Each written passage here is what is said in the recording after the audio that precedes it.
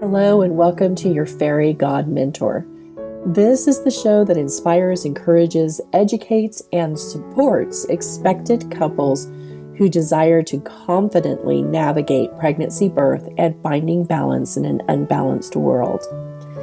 I am Angie Taylor, the mother of 9 with 2 degrees in natural health. I'm also a birth insider, knowing the ins and outs of the birth industry and all of the good, the bad, and the ugly.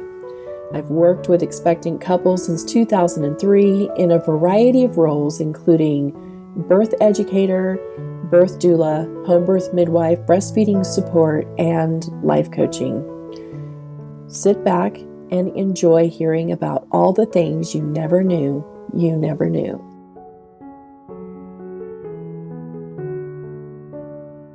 Hello and welcome to today's episode. You are getting just me, your Fairy God Mentor.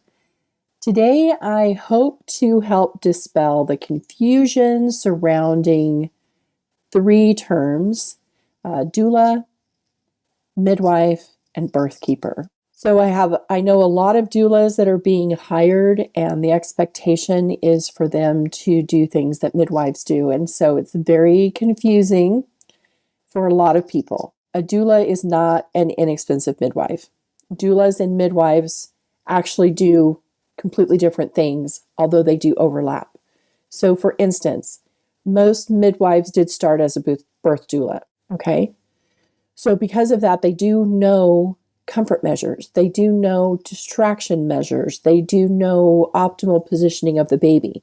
They do know all of these things, okay? And depending on who your midwife is will depend on how early in your birthing process she arrives. But a birth doula is typically called in sooner rather than later for your birth experience. A lot of birth doulas will begin meeting with you somewhere towards the end of your pregnancy. Okay, they help to support your educational journey and help to prepare you for what's going to happen. They teach you some comfort measures, rebozo, as well as massage techniques. Some of them carry essential oils, some of them don't. So this is basically a person to support the birthing woman and her sweetheart over the course of the birth process, whether they're in a hospital or a birth center or at home, and whether or not there is an obstetrician or midwife involved or even present. They're typically the first on the scene if you have hired one. A birth doula is never there to replace the father, except in instances where he's either not present because he's out of town or something has happened in the relationship, or he needs a break of some kind to go to the bathroom, to get something to eat, to take a nap. When he returns, his place is given back to him. So a birth doula is not just there for the pregnant woman during her birthing process and the end of her pregnancy. She is also there for the expectant father to help teach him things that he needs to know, to kind of be that person in the room that he can look to when he's wondering, is everything okay? Do I need to do something? Do I need to step in? So a birth doula is oftentimes that person that he can look to for a reassuring look or a nod that everything is fine, this is normal. Okay, because most men haven't ever seen birth. They've never experienced it prior to their first, and they've got questions. It is in a man's DNA to be her knight in shining armor. We cannot deny him that. It is part of who he is biologically. Okay, so oftentimes her sweetheart thinks she needs to be saved when she needs to just have space and for people to allow her and her body to work together to help bring this tiny human into the world. Okay? And so a birth doula can help support the dad in knowing everything is okay, giving him information if he's got any questions about what's going on, rather than pulling the mother out of her birth brain or the limbic brain as she's giving birth. A birth doula's job is never, I'll say that again, never get in between the expectant couple and their chosen care provider. So if the birth doula believes that a doctor, a nurse, a midwife is trying to push something on their client, it is not the birth doula's job to interfere in that moment. This is why it's a great idea for there to always be some kind of code word or sentence to help the expectant couple indicate to the doula what they need from her. For instance, when I was doing doula work, I always had my clients ask for lemonade or say something like, "Oh, lemonade sounds so good right now." That was my signal to help move the care provider out of the room so that we could have a conversation. Because the expectant couple had questions, and in that moment, they didn't feel strong enough to voice what they wanted to voice without making things worse. Just something to help interfere with the conversation that was happening. And then I would typically just ask the provider, is it okay for them to have a conversation before they answer your question? Now, in most cases, the answer is yes, that is fine. And so they would leave the room and give some privacy for the couple to have that conversation. All too often, when something's happening in the heat of the moment, we think that that means that a decision has to be made right now, but oftentimes it doesn't. Okay? So it is not the doula's job to tell anybody off. It is not the doula's job to remove from the expectant couple their responsibility to answer questions and to make decisions. If there's ever a need to move a provider out of the room, make sure that there is some kind of code that the expectant couple and the doula know as a heads up, we need to talk before I answer this question. Then, after the provider is out of the room, the doula's job is to answer questions, not to dictate what the couple should choose to do. A birth doula is there to help remind expectant couples of the risks and the benefits of everything being offered to them, to help remind the couple of what their original goals were, and to check in to see if anything has changed. Remember, as an expectant couple, there is intuition at play all the time. So if at any time mom or dad feels like something's not right, it is the doula's job to ask the question, what has changed? How can I help you? A doula is there to support the expectant couple, not to take over, not to become an authority figure over the expectant couple. So that's another difference between a doula and a midwife. Now, with that said, a midwife is also not there to completely discount a mother's intuition. There are times in which things happen and a woman makes a decision that she feels is coming from her intuition, but it was actually coming from fear. And if we don't know how to teach her to know the difference, that is on us as a birth professional, okay? It is our job as a birth professional to support the expectant woman when she says that there is something bothering her.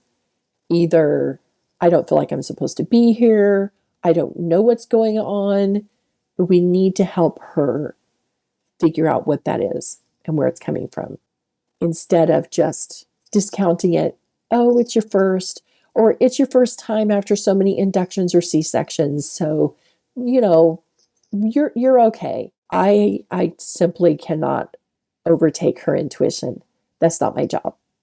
It's my job to work on becoming intertwined with her intuition so that I know when she is getting an intuitive hit, and I can ask questions that help her to determine where that's coming from. Is it intuition or is it fear? And then it is my job to support her in whatever it is that she feels needs to happen next. This is true for a doula, a midwife, and a birth keeper. Now, a midwife functions, I was going to say exactly like an obstetrician, but not really. She doesn't know surgery. Okay. Midwives know birth as it pertains to normality. So the physiological aspects of birth, how it is supposed to unfold when it's left alone. They also know when it has become pathological, meaning it's medical. We may or may not need help from the hospital. Because I say may or may not, oftentimes there are things that midwives know how to do that help to take the pathological process of birth and switch it back into a physiological form of birth. Okay? Midwives also know when they need to transfer to a hospital. They know whether or not an ambulance has time to come or whether or not they need to be getting mom and dad into a vehicle and headed to the hospital. Okay? Doulas are not trained in cervical examination, taking blood pressures, doing urinalysis, or anything else that a woman experiences during a prenatal visit. Midwives are. Midwives are to understand. Why do I pause? Okay. I was going to say midwives understand prenatal nutrition, but the sad fact of the matter is there is a growing number of midwives who do not understand prenatal nutrition. They do not understand why it needs to be a specific way. They do not understand why there needs to be a lot of salt. They do not understand that prenatal nutrition is all about blood volume expansion. Okay? Does not mean that all midwives are that way, but there are a growing number of midwives who do not understand the significance of prenatal nutrition. You should expect your midwife to teach you about prenatal nutrition, to be taking your blood pressure, doing a urinalysis. Don't get upset with her if she refuses to do a cervical exam, simply because it is not evidence-based. There's a lot of things that are done by obstetricians in the hospital that are not evidence-based. So if you're working with a really good midwife, she is going to explain to you what she does and what she does not do. And she is going to help direct you to the evidence that shows why she is making these decisions. That's all cleared up, right? Midwives will charge exponentially more than a birth doula. So if you think that hiring a birth doula for $500, that you're getting a really cheap midwife, no. A doula is not a midwife, although a midwife can also be a doula. Okay, clear as mud. Anyway, if you're hiring a midwife in the capacity of a birth doula, she's going to explain to you what that means and what is included in that fee. So don't think that you can cross that line into having her serve you as a midwife without there being additional fees attached. So let's talk about what is a birth keeper. This is a great question. What is a birth keeper? This is a brand new term that's come on the scene over the last 5 years, I think. So birth keepers are typically midwives who do not want to be associated with midwives that have become very medical. So when somebody says to you that they are a birth keeper, they should be able to do all of the things that a midwife does. So teach you about prenatal nutrition, check your blood sugar, check your blood pressure, do a urinalysis, all of those things they should know how to do. The biggest difference is they respect your right to body autonomy, and most of them understand what trauma-informed care is. They know that the woman is in charge, and they place her in charge early on, reminding her that their care is directed by her. This is as it should be. It is a physiological process of the body, okay? There is seldom need for help during a healthy birthing process, meaning the mother learned early on what prenatal nutrition is, why it's vitally important to get everything that her body needs in the way of salt and protein and calories from really good sources. So when a mom has done that, she's created a very good foundation for a wonderful birth experience to occur. Typically in these types of situations, there's very little bleeding post-birth, but your midwife and your birth keeper would know what to do in the case of bleeding post-birth and determining whether or not it's a hemorrhage or just naturally occurring bleeding. Sometimes women just bleed post-birth, and we don't fully understand that part. I just want you to be aware of that. We do not understand birth and physiological function during the birthing process 100%. Okay? We're still learning things. What we do know is we know how to properly feed a pregnant woman. Remember, if you've listened to my podcast about prenatal nutrition, then you know that we know. And you just simply go and search out Dr. Brewer Pregnancy Diet to learn all the things. You can also go to my website and click on the tab that says pregnant, and then choose the page that says prenatal nutrition and exercise. And there you will have access to a weekly nutrition tracker that you can print off and use and just check the boxes, and you will be getting all of the protein, all of the salt, and all of the calories that your body will need for the blood volume expansion of 60% by the end of the pregnancy in order to have an amazing birth experience. Okay? Birth was not meant to be a scary thing. It becomes a scary thing because we don't talk about it anymore. We make it mystical, and we have led women to believe that, oh, your body might not start the birthing process because every woman I know has to be induced. But I will tell you this, when you are working with someone who fully trusts and understands the process, birth absolutely does start all on its own, and things go beautifully. So now the question that you have to answer for yourself is, do you want or need a birth doula? And will you be using a birth keeper or a midwife if you're choosing to birth outside of the hospital? Now that I've said that, some of you are probably thinking, but there are midwives who work in the hospital. Yes, there are. They're referred to as certified nurse midwives, and they are pretty medical. Okay. And in most states, they are, what they can and cannot do for you is dictated by the state, by their licensing and certifying board, as well as by the obstetrician with whom they typically must be working. Certified nurse midwives can also do home births, but in every single case, their licensing and certification board will be tying their hands and dictating to them what they can and cannot do for you.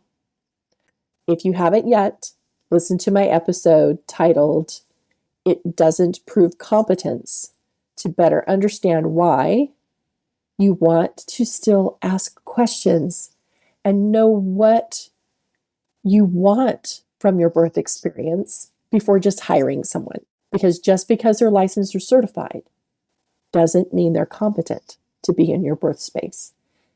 If you have any questions, as always, reach out to me. I would love to chat with you.